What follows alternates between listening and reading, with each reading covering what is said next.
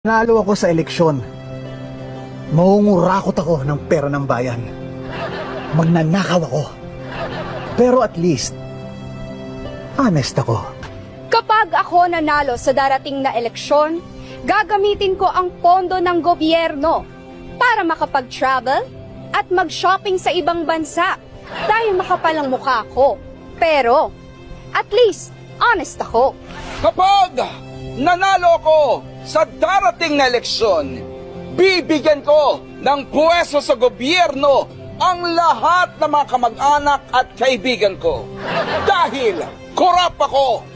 Pero, at least, honest ako. Pag akong nanalo sa darating na eleksyon, hindi ko tutuparin ang mga pangako kong ibababa ang mga bilihin at itataas ang sweldo. Dahil nambobola lang ako para manalo. Pero, at least honest ako. Kapag nanalo ako sa darating na eleksyon, gagamitin ko ang posisyon ko para mambabae. Dahil babaero ako. Pero, at least, honest ako.